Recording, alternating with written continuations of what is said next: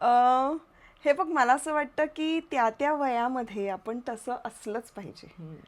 आणि जर आपण नसू तर मग आजकाल आपण बघतो आजूबाजूला की त्या कॉन्फिडन्सचा ओव्हर व्हायला वेळ लागत नाही, किंवा आपल्याला सगळंच येतं हे एक गॅजेट आपल्या हातात आल्यामुळे आपल्याला जे वाटू लागलेलं आहे ते फॉर्च्युनेटली 20 वर्षांपूर्वी ज्या वेळेला मी इंडस्ट्रीमध्ये आले त्यावेळेला पटकन मी गुगल करावं अशी ती तेव्हाची परिस्थिती नव्हती, किंवा ग्रूमिंगसाठी पटकन मी कुठेतरी जावं आणि स्वतःचं ग्रूमिंग करावं अशी परिस्थिती नव्हती. गायडन्स खूप कमी होता.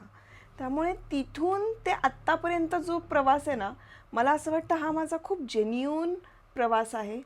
आणि त्या प्रवासागणिक मी घडत गेली आहे आणि ते घडणं फार इम्पॉर्टंट होतं. तू म्हणतेस ते बरोबर आहे की यंदा कर्तव्य आहेच्या वेळेला जी बुजरी स्मिता होती त्याचा उपयोग झालाय सिनेमामध्ये. कारण तशीच हवी होते मी. तर ते झालं. पण हळूहळू जशी कामं करत गेले, मुंबईत राहायला लागले, माझ्यात बदल घडत गेले. सो छान वाटतं आता मला. उलट ना, मी इवन माझ्या मुलाला सुद्धा मला असं वाटतं त्या वयाप्रमाणे त्यांना वाढू देत. तो इनोसन्स असला पाहिजे त्या त्या वयाचा, आणि त्यांनी तुमच्या चेहऱ्यावर गोडवा राहतो.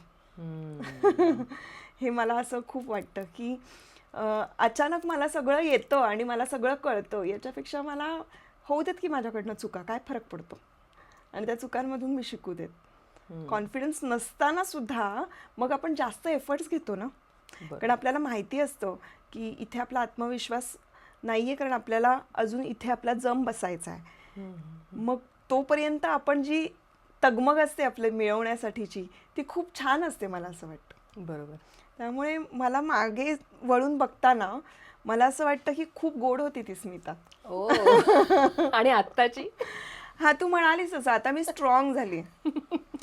आता खूपशा गोष्टी कळल्या आहेत आयुष्यात. कळल्यात म्हणण्यापेक्षा अजून कळतायत. जसं जसे प्रसंग अनुभव येत जातात तसं तसं आपल्याला ते कळत जातं. पण या बऱ्याच वर्षात मी खूप जणांबरोबर काम केलं, खूप लोकांच्या सान्निध्यात आले, वेगवेगळ्या ठिकाणी फिरले, आई झाले. तर त्या मला असं वाटतं की हा जो प्रवास आहे या प्रवासामध्ये बदल तर घडणारच होते, आपसुक ते घडलेत माझ्यात, आणि त्यांनी मी स्ट्रॉंग झाली आहे. That's a good thing. माणसं किती कळतात तुला? किती कळायला लागलेत आणि पहिली किती कळायची नाहीत? फार कळायला लागले. मी एका पॉइंट नंतर ना सायकोलॉजीचा अभ्यास करायला हवा की काय आता मी, असं मला वाटू लागलंय. कारण मला इतकं माणसांमध्ये आता त्यांच्या पॅटर्न्समध्ये मला खूप इंटरेस्ट वाटायला लागलाय, आणि मी तो इंटरेस्ट शोधते की हा काय प्रकारचा माणूस आहे. आणि आपण ना इतक्या प्रकारच्या माणसांना भेटतो. म्हणजे या क्षेत्राची गंमत ही आहे की मी अगदी सेटवर गेल्यानंतर स्पॉट दादांपासून हेअर ड्रेसर, मेकअप आर्टिस्ट, त्यानंतर असिस्टंट डिरेक्टर, प्रोड्युसर आणि आपले को ॲक्टर, हे एक वेगवेगळ्या स्तरातली माणसं आहेत आणि रोज त्यांच्याबरोबर डील करायचं आहे. बऱ्याचदा तर असं होतं की तुम्ही जेव्हा सिनेमा करता तेव्हा तुम्हाला लोकेशन वाईज पण वेगवेगळी माणसं भेटत जातात आणि मग वेगवेगळ्या माणसांबरोबर तुम्हाला डील करायचं असतं. त्याच्यामध्ये ना हळूहळू कळायला लागलं की आता आपली एनर्जी किती घालवायची आहे. कारण समोरच्या व्यक्तीचा आपल्याला स्वभाव लक्षात येतो. काही जण फार उगाच तक्रार करणारे असतात बघ, काही जण खूप कौतुक करणारे असतात उगाच, काही जण खरंच खूप जेन्युइन असतात. सो आता ना ह्या गोष्टी बऱ्यापैकी कळायला लागल्यात आणि मला ना खूप इंटरेस्टिंग वाटतं. मुळात मला या लोकांना ऑब्झर्व करायला खूप मजा येते, आणि ऑब्झर्व करून त्यांच्याशी कमी गप्पा आणि ऐकणं जास्त, हे मी जास्त प्रेफर करते. म्हणूनच मी माझे पॉडकास्ट सुरू केले. मला ऐकायला आवडतं, मी ऐकू शकते. आणि इंटरेस्टिंग मला कॅरेक्टर्स मिळतात त्याच्यातून. ते कॅरेक्टर्स मी माझ्या फिल्ममध्ये, सिरियलमध्ये एखादं मी पकडते ते आणि ते मी करते. त्यामुळे मला माणसं ओळखायला म्हणशील तर ओळखण्यापेक्षा सुद्धा ना त्यांचे पॅटर्न समजून घ्यायला खूप मजा येते. म्हणजे आता माझ्या बाबतीत काय घडेल, मग चुकेल का, आणि मग ही व्यक्ती मला फसवतीये का, मी एवढी टोकाला जातच नाही मुळात. मला असं वाटतं की ही व्यक्ती आहे समोरची, ही फार वेगळ्या वातावरणातून वेगळ्या अपब्रिंगिंगनी समोर आलेली आहे, आणि घाई नाही करायची कन्क्ल्युजनची. समजून घ्यायचं आहे आपल्याला, मी किती ॲडजस्ट होऊ शकते त्या व्यक्तीबरोबर, मी बरं माझं काम किती आहे, संपर्क किती येणार आहे माझा त्या व्यक्तीबरोबर, मी किती राहू शकणार आहे. हे सगळं कॅल्क्युलेशननी मला असं वाटतं की अगदी कन्क्ल्युजनवर जायला गरज नाही आहे आपण. त्यामुळे आपल्याला जेवढं गरजेचं आहे तेवढं समजून घेतलं बस झालं. पण मला तुला इथे विचारायला आवडेल, रादर हा प्रश्न असा मला विचारायला आवडेल की माणसं कळली ना, आणि ती कळली की जास्त त्रास होतो. म्हणजे थोडक्यात की जवळची माणसं आहेत, आपण डोळे झाकून विश्वास ठेवतो, आणि जेव्हा ती कळायला लागतात तेव्हा आपल्याला एक अविश्वासाचं दर्शन होतं. त्याचा खूप त्रास होतो. ती जेवढी कळायला लागतात त्याचा आपल्याला त्रास होतो जेव्हा ती आपल्या जवळची असतात. लांबची असतील तर ओके, आपण ते. मग या त्रासाला तू कशी सामोरी जातेस, किंवा त्या वेळेला तू नेमकं कसं कर, अरे मी या माणसाविषयी असं समजत होते, आत्तापर्यंत माझं हे मत होतं, पण हा तसा नाही आहे, किंवा ही तशी नाही आहे. सो हे जे कळणं असतं ना, हे कधी कधी त्रासदायक ठरू शकतं जेव्हा ती आपल्या जवळची माणसं असतात. सो हे जे आहे ना, या परिस्थितीला तू स्मिता म्हणून कशी सामोरी जाते?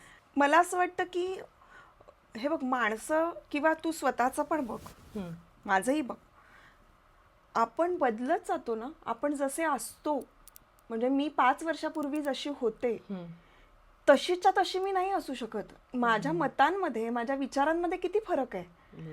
त्यावेळेला मला एखादी गोष्ट आवडत होती, त्यावेळेला माझं मत एखाद्या व्यक्तीबद्दल, गोष्टीबद्दल असेल, तेच आत्ता असलंच पाहिजे असं नाहीये. ते बदलतं माझ्या समजुतीनुसार वगैरे. तर मी जास्त कन्सिडर हे करते की समोरची व्यक्ती जर का खूप माझ्या मनाविरुद्ध, बेसिकली आपल्याला त्रास केव्हा होतो, वाईट केव्हा वाटतं, की आपल्या मनाविरुद्ध चाललेलं आहे. मला इथे हे अपेक्षित होतं की मला ही मदत मिळावी, मला हे अपेक्षित होतं की त्या व्यक्तीने माझं कौतुक करावं, त्या व्यक्तीने माझ्याकडे लक्ष द्यावं, आणि त्याच्या विरुद्ध काहीतरी घडतंय. मग माझं ते दुःखाचं कारण व्हायला लागतं, आणि माझी अपेक्षा भंग झाल्यामुळे मला ती व्यक्ती वाईट वाटते.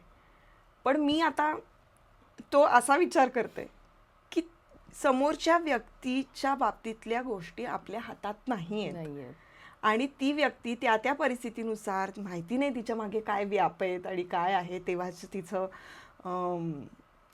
काय परिस्थितीतून ती आलेली आहे, तिला नाही वाटलं आपल्याशी जसं आपल्याला हवंय तसं रिॲक्ट व्हावं असं, किंवा आपल्या अपेक्षा पूर्ण कराव्याशा तिला नाही वाटल्या, किंवा तिला कळल्याच नाही, तर मी वाईट वाटून घ्यायचंय का? आता ना हे खूप आयडियलिस्टिक वाटू शकतं, पण वाईट वाटून घेण्यासाठी ठराविकच माणसं आहेत की मी हक्काने चिडते आणि हक्काने मी अपेक्षा ठेवते. पण मी उठसूट माझ्या काका, मावशी, मामा यांच्याकडून नाही ठेवत मी अपेक्षा, कारण आपण भेटतो कधी त्यांना. मी रोज त्यांना विचारते की काय मग झालं का जेवण, मग आता काय करताय तुम्ही, मग आता कुठली सिरियल बघताय. आपण एवढे कॉन्टॅक्टमध्ये कोणाच्याच नाही आहोत. बरोबर. मग ऑल ऑफ अ सडन आपण अशी कशी अपेक्षा करायची की ह्यांनी माझ्याशी चांगलंच वागलं पाहिजे. किमान आपण म्हणू शकतो की माणुसकीच्या नात्याने वागा, पण तेही नाही वागलं तर मी तर म्हणते की ब्लेस यू. आणि ते उत्तम आहे ना, ते उत्तम आहे. स्वतःला कमीत कमी त्रास करून घेणे ह्याच्यासाठी हे उत्तम आहे. मला जर कबीर कधी खोटं बोलला किंवा कबीर माझ्याशी काही लपवत असेल आणि मला काही सांगितलं नाही, त्यांनी अभ्यास केला नाही किंवा व्हॉटेवर,